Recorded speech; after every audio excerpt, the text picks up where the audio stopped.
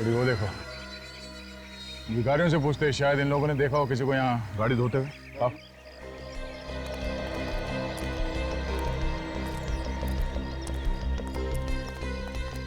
तेरे बच्चे खुश रहे। क्या खुश रहे? 1 रुपया देके गया सब। 1 रुपया दो ना, सबका कौन कहना चाहिए? 1 रुपया तू पागल हो गया क्या? पिटवाएगा? सीआईडी वाले हैं, अंदर कर देंगे।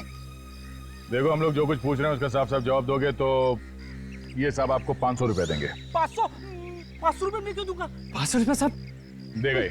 500 रुपये देगा तो आप कुछ भी पूछिए, हम सब कुछ बताएगा साहब।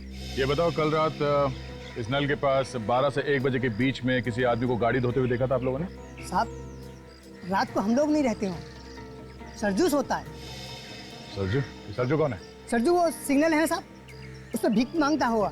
चलिए मैं आपको दिखाता हूँ। चलो रेडी, तुम यहीं पे रुको, मैं जाके आता हूँ। अरे सर, मैं भी चलता हूँ आपके साथ। तुम यहीं रुको। अरे सर, मुझे कहाँ छोड़ के जा रहे हो? साहब मेरे 500 रुपये सर। अरे तुझे 500 रुपए दूंगा ना तो तेरे साथ यहाँ बैठ के भीख मांगनी पड़ेगी, समझे? छोड़। बाय।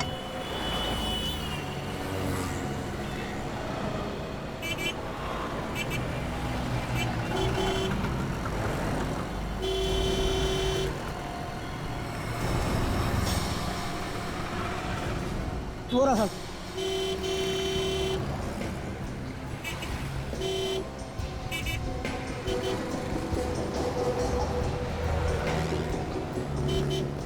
संजो, साहब। आजा आजा आजा। क्या क्या क्या बात है सर? ये बता, कल 12 से 1 बजे के बीच रात को तो उस म्युनिसिपालिटी के नल के पास सो रहा था। हाँ साहब, सोया तो था लेकिन वहाँ से थोड़ा दूर। अच्छा, वहाँ किसी को गाड़ी धोते हुए देखा था क्या तुमने? देखा था? हाँ साहब देखा, 2 लोग थे। जरा ये फोटो देखो, ये था वो आदमी? पता नहीं साहब, उस वक्त सड़क पर लाइट नहीं जल रही थी, नहीं देख पाया। अच्छा, वो लोग आपस में क्या बात कर रहे थे वो तो कुछ सुना होगा तुमने? सुना? हाँ सब सुना था। वो कुछ सिटी हॉस्पिटल कुछ बोल रहे थे। City hospital? ठीक है, आसपास ही नजर आना, फिर आऊंगा। डॉक्टर वेणुगोपाल, आपकी सर्जरी में संतुष्ट हैं।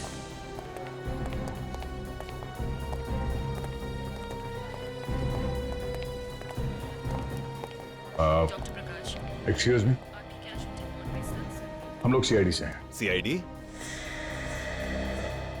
Hello, I am doctor Shyam. कुछ मदद कर सकता हूँ आपकी? जी हाँ। डॉक्टर वेणुगोपाल, जी मैं आपकी सर्जरी। आप जरा ये फोटो देखिए। इस आदमी को यहाँ हॉस्पिटल में देखा था कुछ दिनों में? ये तो दीपू है। दीपू? आप जानते हैं दीपू को? बहुत अच्छी तरह से। आज सुबह ही मैंने इसका ऑपरेशन किया था, दिल का। I mean bypass surgery. मतलब दया, ये दीपू भाग के यहाँ आया अपनी बाईपास सर्जरी करवाने के लिए, स्मृति का खून करने के बाद? ये आप क्या कह रहे हैं सर? दीपू और किसी का खून कर सकता है? उसे इस हॉस्पिटल में जब लेकर आए थे वो तो ठीक से खड़ा तक नहीं हो पा रहा था, वो किसी का खून कैसे कर सकता है? बड़ी अजीब बात है सर। अगर इस दीपू की हालत इतनी खराब थी तो वो परसों रात स्मृति की कार में क्या कर रहा था? ये दीपू को हॉस्पिटल कौन लेकर आया? उसका भाई लेकर आया था सर, व्योम। व्योम? तुम इस व्योम की बात कर रहे हो? हाँ सर, यही व्योम है। तो व्योम दीपू का भाई है। ये व्योम कहाँ है इस वक्त?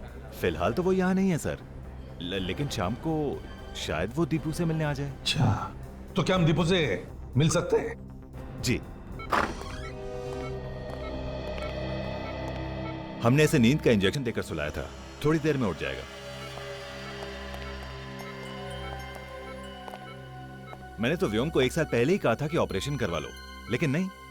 अगर ऑपरेशन पहले ही करवा लिया होता तो हालत इतनी नहीं बिगड़ती। सर, अगर दीपू की हालत इतनी खराब है तो खून व्योम नहीं किया होगा। दया, अगर खून व्योम ने किया होता तो फिर वो दीपू को वहां पर लेके क्यों गया, और वो भी ऐसी हालत में जैसे डॉक्टर बता रहे हैं? व्योम ने खून नहीं किया। ये क्या कर रहे हैं आप? लेटे रहिए, अभी आप ठीक नहीं हैं। मुझे कहने दो, खून मैंने किया है, मुझे सजा काटनी है। दीपू, किसका खून किया तुमने? स्मृति का और 2 भिखारियों का भी। डॉक्टर तो कह रहे कि तुम्हारे में उतनी ताकत भी नहीं है, तुम खड़े नहीं हो सकते, तो फिर खून किया कैसे? बस कर दिया। लाश को विक्टोरिया में कैसे डाला? कैसे मतलब उठा के डाला। और कैसे डालूंगा? मगर व्योम भी तो था ना तुम्हारे साथ। प्लीज मेरे भाई को इसमें मत घसीटो। मेरा भाई बेगुनाह है। ये खून मैंने किया है। बड़ी अजीब बात है। डॉक्टर साहब तो कह रहे कि तुम्हें ताकत नहीं है, तुम ठीक से खड़े नहीं हो सकते, फिर भी कह रहे हो कि तुमने खून किया। एक 50 किलो की लाश को तुमने खुद अकेले उठाकर विक्टोरिया में डाल दिया। कहीं ऐसा तो नहीं कि तुम अपने भाई व्योम को बचाने की कोशिश कर रहे हो? मैं सच कह रहा हूँ, ये खून मैंने किया है। व्योम बेकसूर है। डॉक्टर साहब, व्योम का नंबर दीजिए हमें।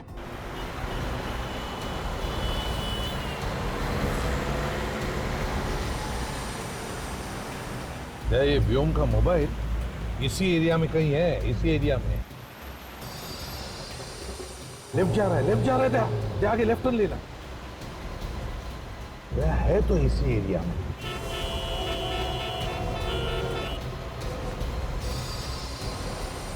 आगे रुक दो, यहीं पे कहीं आसपास है। सर, वो देखिए, लाल रंग की मॉर्फिस गाड़ी। उस पार्किंग वाले ने यही बताई थी ना गाड़ी व्योम की। यह वही गाड़ी है। क्या? वो देखो, वो भी आ रहा है।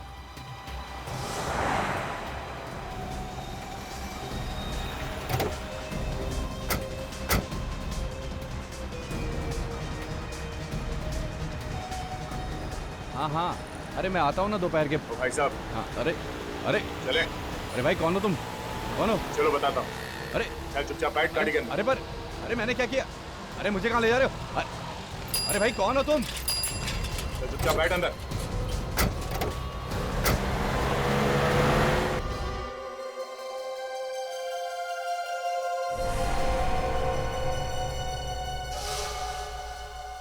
गलती हो गई मुझसे।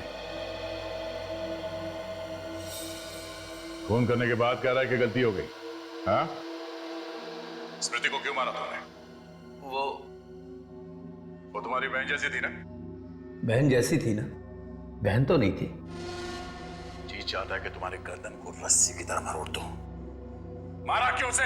पता नहीं, अचानक मुझे क्या हो जाता है, मेरे ये हाथ खून करने के लिए तड़पने लगते हैं। मतलब ये सारे खून और भिखारियों को भी? उनको भी मैं नहीं मारा। क्या करूं, मेरे अंदर एक आग सी लग जाती है। जब तक किसी को मार ना लूं, ये शांत नहीं होती। तुमने स्मृति का खून कहां पे किया? उसकी कार में। उसकी कार तो वहां पार्किंग में खड़ी थी। हम उसकी कार में बाहर गए, वहां मैंने उसका खून किया। फिर उसकी लाश को विक्टोरिया में डाल दिया और उसकी कार को साफ किया और लाकर पार्किंग में खड़ी कर दी, और अपनी कार से मैं वापस चला गया। उस रात तुम अकेले थे या तुम्हारे साथ कोई और भी था? मैं बिल्कुल अकेला था। और दीपू नहीं था तुम्हारे साथ? दीपू? आप उसे कैसे जानते? तुम्हारा भाई है ना? जी, मेरा भाई है। हमें सब मालूम है। उसका कुछ लेना देना नहीं है इससे। लेना देना है लेना देना। अगर दीपू तुम्हारे साथ में नहीं था उससे, तो उसके उंगलियों के निशान स्मृति के कार में कहां से आए? हाँ, कहां से आए? पता नहीं, मुझे नहीं पता, लेकिन दीपू ने कुछ नहीं किया। जो कुछ किया मैंने किया था, मैंने किया। आप मेरी बात का यकीन करो सर, मैंने किया।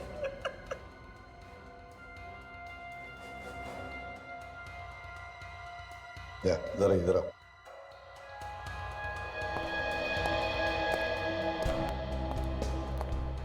दया, ये व्योम झूठ बोल रहा है। सारी कहानी दिमाग में रट के रखी है, तोते की जैसे बोले जा रहा है। ये दोनों भाई एक दूसरे को बचाने में लगे हुए सर। सच क्या है, दोनों में से कोई भी बोलने को राजी नहीं है। काम करो, इस व्योम की पूरी कुंडली निकालो। ये करता क्या है, किस किस से मिलता है, इसके दोस्त कौन है, यहां तक कि इसके बैंक के अकाउंट की डिटेल्स सब कुछ निकालो। ऐसे तू भी वही देख रहा है जो मैं देख रहा हूँ? हाँ यार, शराब के नशे में मुझे सब कुछ डबल डबल दिखता है। वो देख, दो दो दिख रही है। ओए लल्लू राम, तुझे डबल नहीं दिख रहा, वहाँ दो ही खड़ी हैं। अच्छा, हाँ दो खड़ी हैं। क्या बोल रहे हो यारो? रेस हो जाए? रेस? हाँ। मतलब विक्टोरिया रेस? अरे हाँ यार, कुछ लोग कार रेस करते हैं, कुछ लोग मोटरसाइकिल रेस करते हैं, हम लोग विक्टोरिया रेस करेंगे ना। लेकिन घोड़ा कहाँ से लाएंगे? घोड़ा है ना, एक घोड़ा ये और दूसरा घोड़ा तू। एक मिनट, पागल हो गया क्या? मैं घोड़ा वोड़ा नहीं बन रहा है। अरे देख, लेकिन तेरी शराब के पैसे मैंने दिए ना। अच्छा, तो अब घोड़ा बन। अरे यार, अब बन भी जाना घोड़ा। चल ठीक है, तू अपना भाई है, मैं जतिन का घोड़ा। और मेरा घोड़ा ओम। चल चल चल घोड़े, चल चल चल चल घोड़े, लगा चल मेरे घोड़े। अरे रे शुरू, चलो और चलो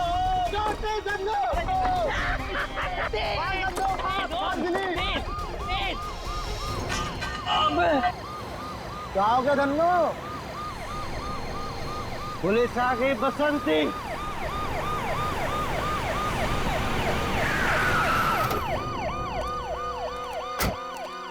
क्या हो रहा है ये? हाँ? कुछ नहीं साहब, रेस लगा रहे थे। ए, शराब पिए हुए हैं ये लोग। हवलदार, यस सर। सबको नीचे उतार दो। चला नीचे उतर, चल नीचे उतर। पता नहीं कहाँ से शराब पी के आ जाते हैं। चलो लाइन में लगो। सीधा खड़ा रहे। ये विक्टोरिया कहाँ से ला रहे थे आप लोग? वहाँ से। हवलदार जी सर। दोनों विक्टोरिया की जल्दी से जल्दी तलाशी लो। Yes sir. जल्दी। ए, हाथ ऊपर कर।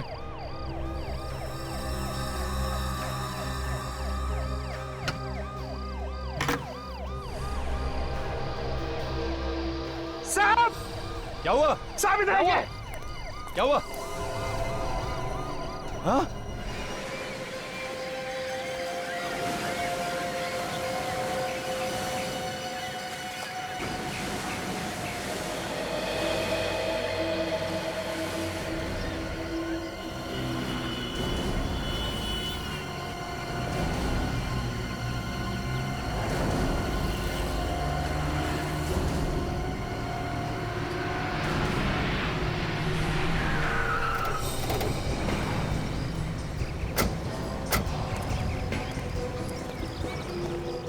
मॉर्निंग सर, इस विक्टोरिया में।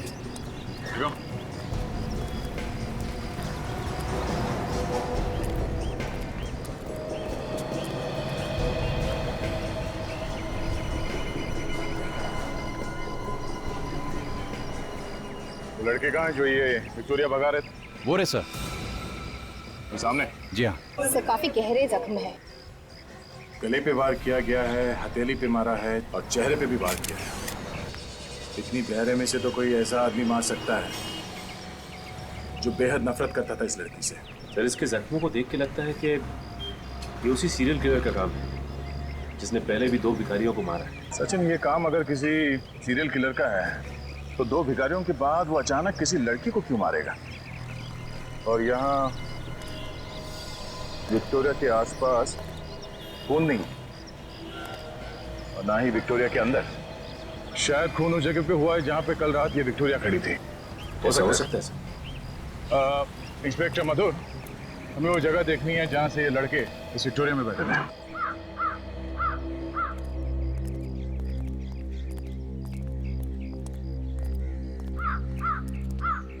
सर, ये है विक्टोरिया का मालिक। तो तुम ही हो उस विक्टोरिया के मालिक? जी साहब। फिर तो लाश भी विक्टोरिया में तुम्ही ने रखी होगी। नहीं सर, हमने कोई खून नहीं किया सर, हम तो सिर्फ मस्ती कर रहे थे सर। मस्ती कर रहे थे? शराब के नशे में धुत होकर रेस लगा रहे थे। तुम्हारे घर वालों को फोन करके बुलाओ, अकल ठिकाने आ जाएगी। जल्दी। नहीं सर, ऐसा मत कीजिए सर। सर हम लोग कसम खाते हैं आज कुछ कभी भी शराब को हाथ नहीं लगाए। मेहनत मजदूरी करके विक्टोरिया चला के पैसे कमाता हूँ। मैं गरीब जरूर हूँ पर गुनहगार नहीं। अच्छा ये बताओ कि विक्टोरिया तुम खड़ी कहाँ करते हो? साहब यहीं पे साहब। तो ये? जी साहब।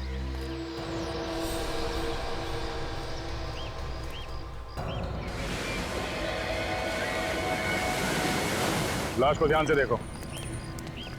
आपने जो इस लड़की को पहचानता है? नहीं सर, हमने पहले कभी नहीं देखा इसको। अरे ध्यान से देखो पहले, डरो मत।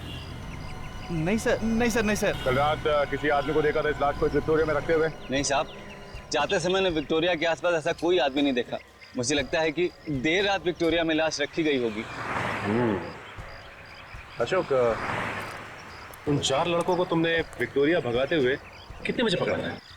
करीब रात 2:30 बजे की बात है। इन लोगों के नाम, एड्रेस और फोन नंबर ले लो। आप लोगों की जरूरत पड़ी तो फिर से बुला लेंगे। चलिए सब जाओ। चलिए। सर, लड़की का लाइसेंस मिला है। स्मृति नाम है सर इसका, वैशाली नगर में रहती है। स्मृति, वैशाली नगर। ये लाश 11 से 2:30 के बीच में रखी गई। मैंने सब जगह देख लिया, खून की एक बूंद तक नहीं है। मतलब खून यहाँ पे नहीं बल्कि कहीं और किया गया है, क्योंकि अगर खूनी लाश को छुपाना चाहता था तो किसी सुनसान जगह पे क्यों नहीं छुपाया? लाश को विक्टोरिया में डालने का मतलब यह है कि लाश आसानी से दिख जाए। रेडी, इस जगह को अच्छी तरह से छान मारते हैं। अगर खून की बूंदें या खून का कोई निशान नहीं मिल रहा है तो कोई ना कोई ऐसी चीज जरूर मिलेगी जो हमें खूनी तक पहुंचा सके। हाँ?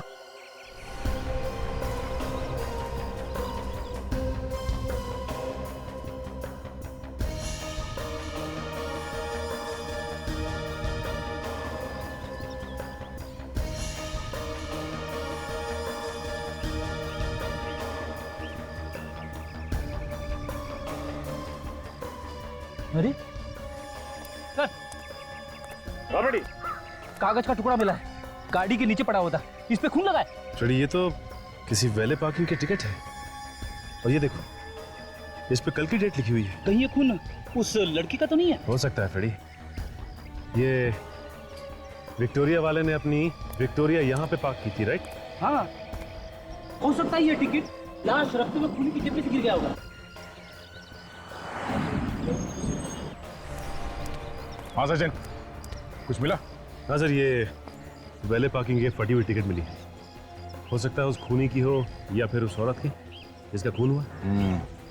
एक काम करते हैं, आसपास जितने होटल्स हैं उन सब में जाके पता करते हैं कि ये पार्किंग टिकट कौन से होटल का है। और सचिन, तुम अभिजीत के साथ स्मृति के घर जाओ, शायद उसके घर वाले बता पाएं स्मृति का खून किसने किया। नहीं, ये नहीं हो सकता। मेरी बेटी नहीं मर सकती। कह दीजिए ये झूठ है, कह दीजिए कि ये झूठ है। ये झूठ नहीं है। एक माँ को उसकी बेटी की मौत की खबर सुना रहे हैं आप लोग। देखिए, हम आपसे वादा करते हैं, जिस किसी ने भी स्मृति का खून किया है हम लोग उसे फांसी के फंदे तक पहुंचा के ही रहेंगे। उससे मेरी बेटी वापस तो नहीं आ जाएगी ना? स्मृति काम क्या करती थी? लोगों की शादियां करवाती थी वो। मतलब जो शादियों की तैयारियां करवाते हैं, ये वेडिंग प्लानर? जी हाँ, इन दिनों बहुत बिजी रहती थी वो। कल रात भी एक शादी में गई थी वो। मुझे क्या पता था कि दूसरों की शादी करवाते करवाते मेरी बेटी की आरती उठेगी। कल रात स्मृति कहाँ गई? The international hotel. सर, ये होटल तो उसी जगह के पास है जहां से हमें स्मृति की लाश मिली थी। अच्छा, आपको किसी पे शक है? ये उससे नहीं किया है, राजवीर ने ही किया है ये खून। ये राजवीर कौन है? राजवीर उसका दोस्त, बॉयफ्रेंड। अगर वो उसका दोस्त था तो फिर उसका खून क्यों करेगा वो? क्योंकि स्मृति उससे रिश्ता तोड़ना चाहती थी। रिश्ता तोड़ने की कोई खास वजह? ज्यादा तो नहीं जानती मैं,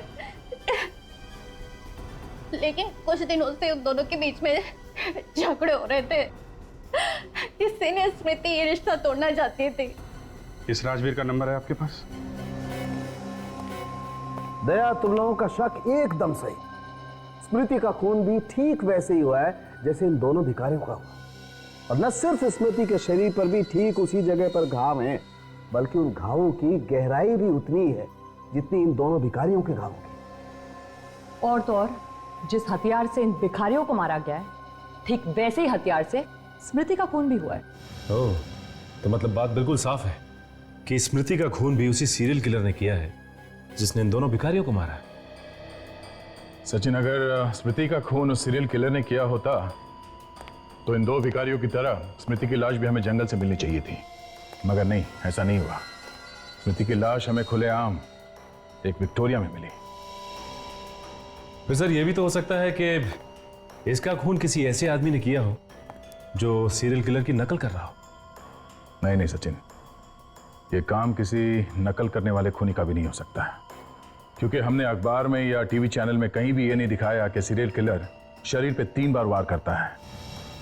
तो फिर अगर ये सीरियल किलर नहीं है तो ठीक उसी ढंग से उसने स्मृति का खून कैसे किया? हाँ काजल, पता चल गया कहाँ है वो?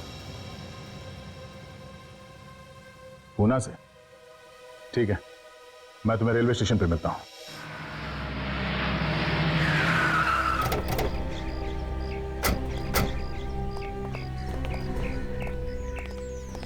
क्या स्मृति जी का खून हो गया? ये आप क्या कह रहे हैं? जी हाँ, कल रात को।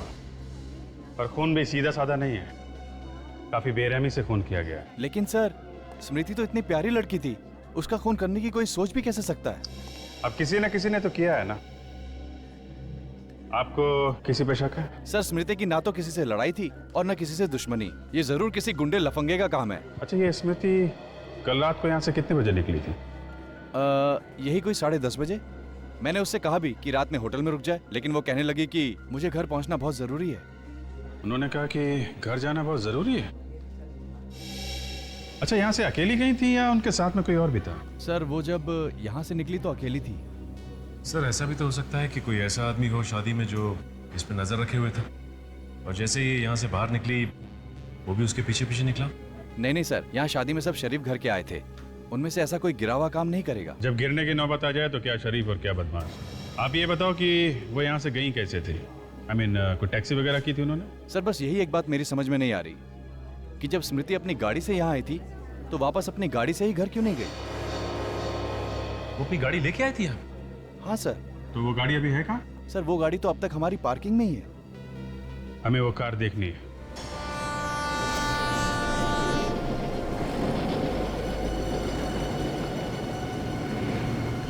रिक्शा कहाँ जाना है आपको? बनी पार्क। चलो, मैं छोड़ता हूँ आपको वहीं पर। रिक्शा कर दिया, मुझे ले जाएगा। आप अरे रिक्शा से अच्छी है मेरी गाड़ी, आ जाओ। सीआईडी की गाड़ी है ना? क्या सीआईडी? लेकिन मैंने क्या किया? स्मृति का खून। क्या स्मृति का खून हो गया?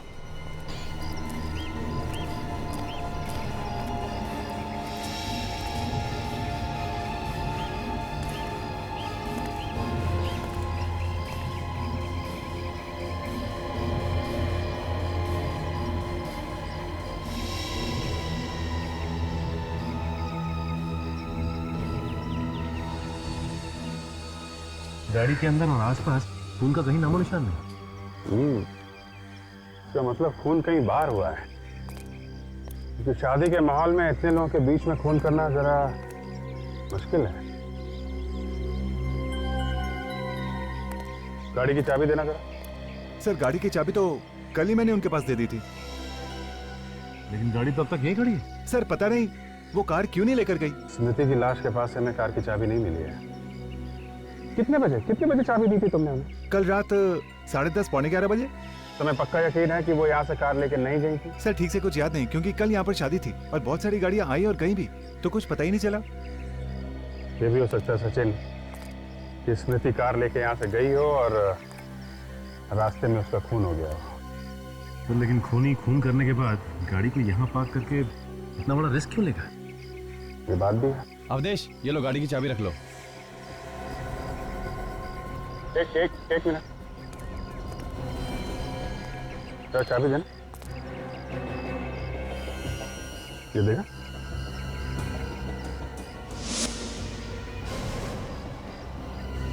ये तो बिल्कुल वैसे ही पार्किंग टिकट है जैसे हमें स्मृति की लाश के पास से मिली। ये पार्किंग कार्ड तुमने स्मृति को दिया था? सर हम स्मृति जी को टिकट देते ही नहीं थे। तो क्या बिना टिकट के वो पार्किंग करती थी यहाँ पे? सर स्मृति जी तो हर दूसरे तीसरे दिन यहाँ पर आया करती थी और वो तो हमारी मेंबर जैसी हो गई थी, तो उन्हें बार बार टिकट क्या देना। लेकिन मामला गड़बड़ है। तो पार्किंग टिकट हमें स्मृति की लाश के पास से मिला है, वो पार्किंग टिकट फिर खूनी का ही होगा।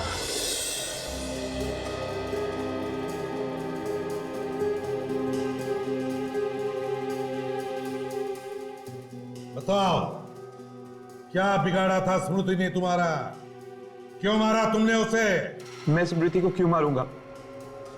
मैं तो उससे बहुत प्यार करता था। तुम उससे प्यार नहीं करते थे, इसीलिए मारा तुमने। नहीं सर, ऐसा नहीं है, मेरी बात का यकीन कीजिए। मैं इससे रिश्ता तोड़ना चाहती थी। सर, ये आप क्या कह रहे हैं सर? ये आपसे किसने कहा? ये सच है या नहीं? उसने घास नहीं डाली तो तुमने खून कर दिया उसका? नहीं सर, ये सच नहीं है। ये सब बकवास है, ऐसा कुछ भी नहीं है। तुम्हारा झगड़ा होता था ना उसके साथ? अगर घर में दो बर्तन होंगे तो आवाज तो होगी ना सर।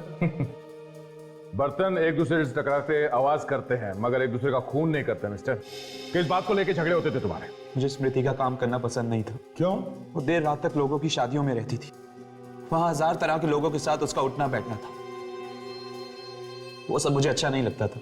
तुम्हें भरोसा नहीं था उसके ऊपर, है ना? भरोसा था सर, लेकिन क्या जरूरत थी उसे काम करने की जब मैं उसका खर्चा उठाने के लिए तैयार था? क्यों नहीं कर सकती थी वो काम?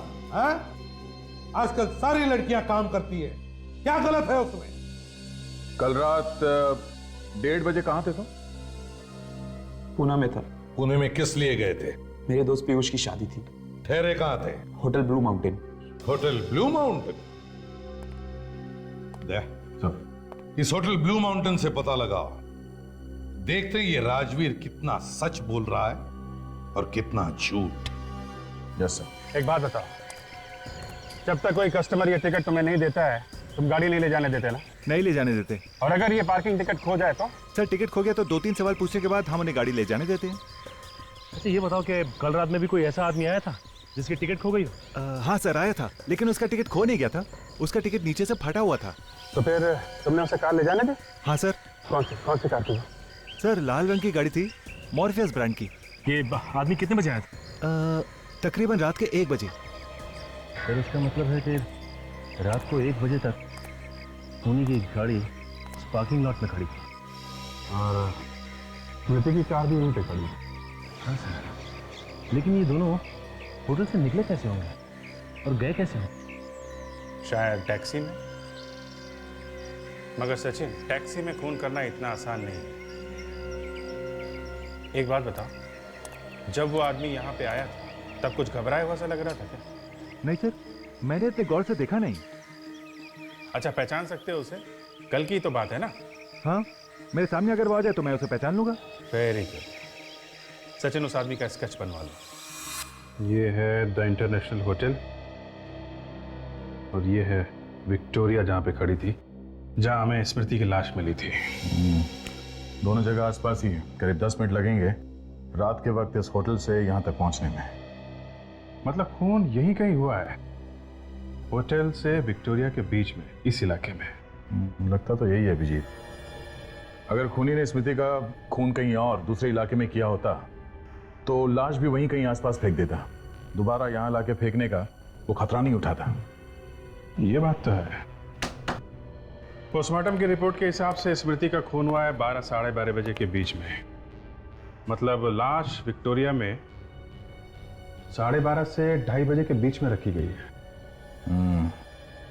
और अगर स्मृति का खून इस इलाके में हुआ है तो किसी ऐसे कोने में हुआ होगा जो काफी सुनसान है, जहाँ पे लोग आते जाते नहीं है। तो एक काम करते हैं, इस इलाके में पता करते हैं ऐसी कौन सी सुनसान जगह है जहाँ पे कल 12 साढ़े 12 बजे के बीच में पुलिस की पेट्रोलिंग नहीं हुई थी। फिर ये रहा उस खूनी का स्केच। वो पार्किंग अटेंडेंट कह रहा था कि यही वो आदमी है जो कल रात वो फटी हुई पार्किंग टिकट लेके इसके पास आया था। ओके, ये स्केच स्मृति की माँ को दिखाते हैं। पर सर स्मृति की माँ को तो राजवीर पर शक है ना सर? राजवीर का कहना है कि जब स्मृति का खून हुआ वो पुणे में था। मैंने होटल ब्लू माउंटेन में चेक किया, वो सच कह रहा।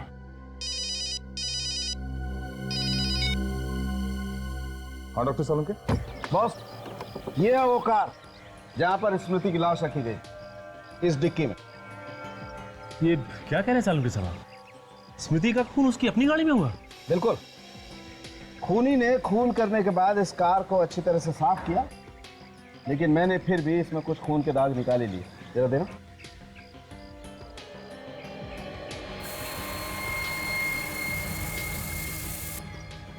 ये देखो बस। ओह, तो इसका मतलब उस रात स्मृति अपनी ही गाड़ी में होटल से बाहर गई थी। और फिर खूनी ने स्मृति का खून किया उसी की गाड़ी में और उसकी लाश को ले जाके रख दिया उस विक्टोरिया में। बिल्कुल दया। लाश को डिक्की में रखने के बाद खूनी ने कार को अच्छी तरह से साफ किया और दोबारा ले जाकर के खड़ी कर दी होटल इंटरनेशनल। और फिर वो आधी फटी हुई कार पार्किंग टिकट दिखाकर वो अपनी कार में बैठ के घर चला गया। नहीं सर, ये केस इतना सीधा नहीं है। क्या मतलब? ये देखिए,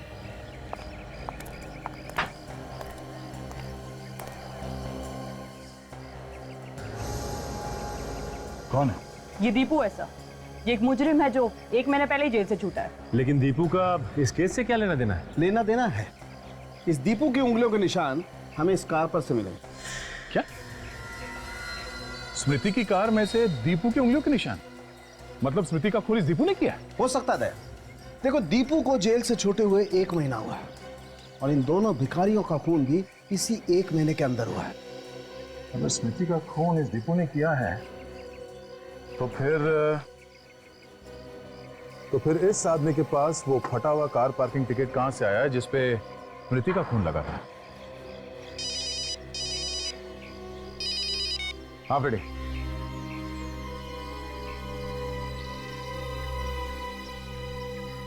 अच्छा, 12 से 1 के बीच में वो जगह सुनसान रहता है? ठीक है। ये तो व्योम है। आप जानती हैं सर? बहुत अच्छी तरह। जब हम नागपुर में रहते थे तब ये हमारे पड़ोस में रहता था। ये स्मृति का खून कैसे कर सकता है? ये तो स्मृति को अपनी बहन मानता था। देखिए, ये व्योम भी उसी होटल में ठहरा था जहां पे स्मृति थी और हमेशा कहा कि जब स्मृति का खून हुआ ये आदमी उसके साथ में था। पर व्योम स्मृति का खून क्यों करेगा? अगर वो नागपुर से यहाँ आया था तो उसने हमें बताया क्यों नहीं? क्योंकि शायद वो खून करने के इरादे से यहाँ आया था। आपके पास इस व्योम का नंबर है क्या? 1 मिनट। सर, एक बात समझ में नहीं आ रही कि अगर स्मृति का खून इस व्योम ने किया है तो फिर स्मृति की कार के अंदर दीपू की उंगलियों के निशान कहां से आए? कहीं ऐसा तो नहीं कि दीपू और व्योम दोनों मिले हुए हैं? ये भी हो सकता है सचिन की ये व्योम सिर्फ मिलने आया हो स्मृति से और जब ये मिल के गया उस वक्त वहां पे दीपू आया हो और उसने स्मृति का खून कर दिया।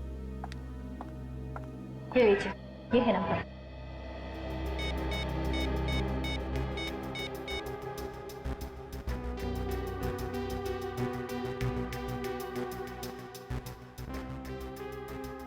सर, इसका नंबर तो बंद आ रहा है। फोन बंद आ रहा है, मतलब मामला गड़बड़ है।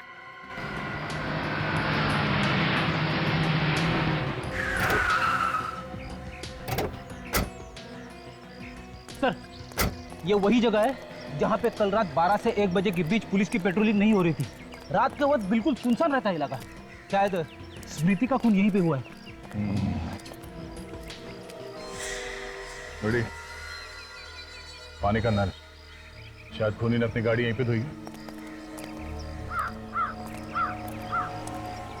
एक काम करो फ्रेडी, गाड़ी में से स्प्रे लेके आना। स्प्रे? स्प्रे क्यों? अगर खूनी ने अपनी कार को यहाँ पे धोई है तो खून के छींटे गाड़ी से उतर के जमीन पे गिरी होगी।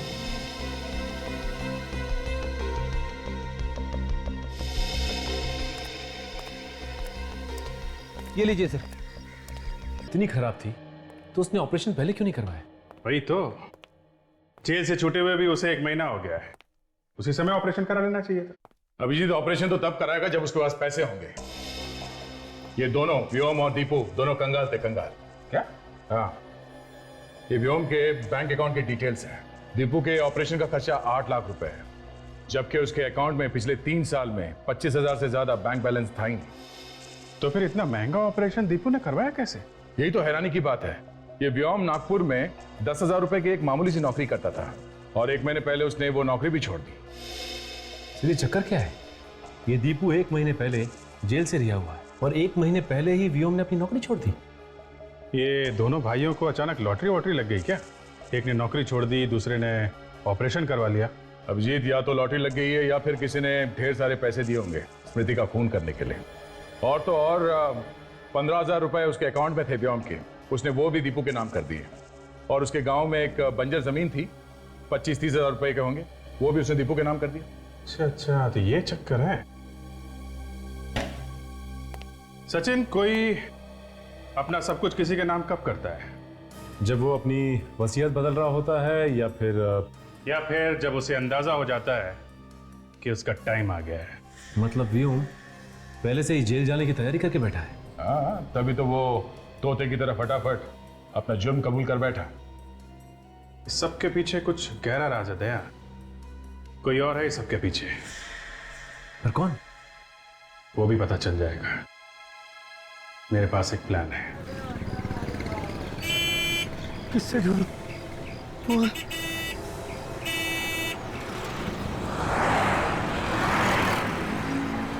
अरे भाई साहब, एक्सक्यूज मी, मेरे भाई की जान बहुत खतरे में।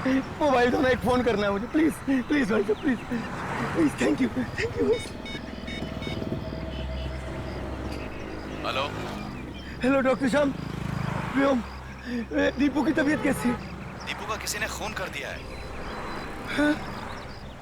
वो कैसे? उसका किसी ने गला काट दिया है, हाथ पर चाकू मारा गया है और पांव पर भी चाकू के निशान है। वो ऐसा नहीं कर सकता।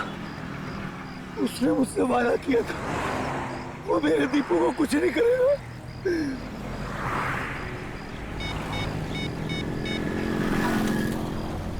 मुझे तुमसे अभी मिलना है। क्यों? मैं व्योम। मैं नहीं मिलना चाहता तुमसे। देखो, अगर तुम मुझसे नहीं मिलोगे तो मैं सीआईडी को सब कुछ सच सच बता दूंगा कि ये सब तुमने किया है। अच्छा ठीक है, कहाँ मिलोगे? नारीबन पॉइंट के डेडलाइन पे।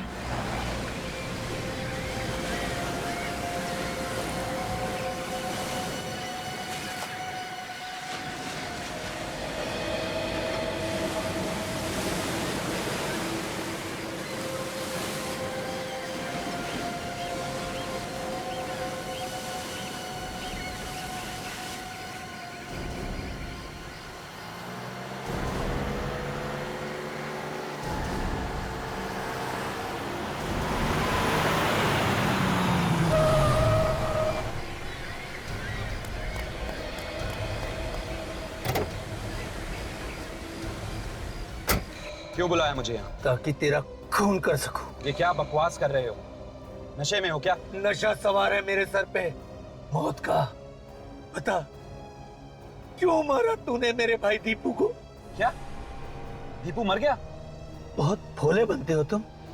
पहले मेरे भाई दीपू को मार दिया और अब मुझसे पूछते हो कि दीपू मर गया क्या? क्यों? मैं क्यों मारूंगा दीपू को? यही तो मैं जानना चाहता हूँ कि जब मैंने तुम्हारे जुर्म का इल्जाम अपने सर पर ले लिया तो फिर तुमने मेरे भाई दीपू को क्यों मारा? क्यों मेरे साथ इतना बड़ा धोखा किया तुमने? क्यों? मैंने कोई धोखा नहीं किया है। मुझे लग रहा है ये किसी की चाल है। बात समझने की कोशिश करो। सीआईडी वाले, हॉस्पिटल वाले भला मुझसे झूठ क्यों बोलेंगे? क्या तुमने सीआईडी को सब कुछ बता दिया? अभी तक तो नहीं, पर अब मैं सीआईडी वालों को सब कुछ सच सच बता दूंगा। मैं सीआईडी वालों को सब कुछ सच सच बता दूंगा।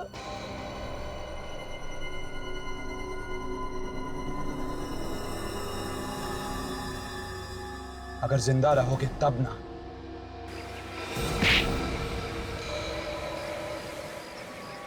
ओह, तो तुम हो।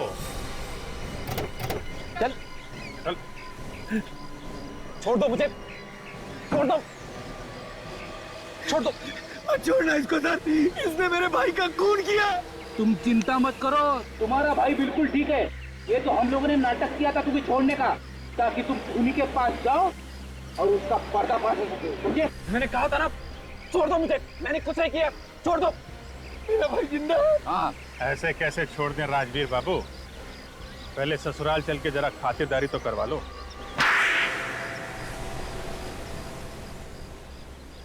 हाँ, मैंने इन भिखारियों को मारा था। पर क्यों? मेरे अंदर एक आग है, एक ऐसी आग जो तब तक ठंडी नहीं होती जब तक किसी को मार ना दूं। ये कैसी आग है?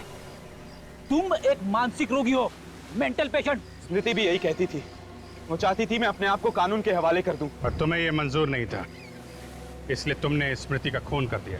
स्मृति को मैंने नहीं मारा, व्योम ने मारा है। मैंने तो इन दोनों भाइयों को 8 लाख की सुपारी दी थी स्मृति का खून करने के लिए। तो तुमने और तुम्हारे भाई दीपू ने मिलकर स्मृति का खून कर दिया? दीपू ने कुछ नहीं किया, खून मैंने किया।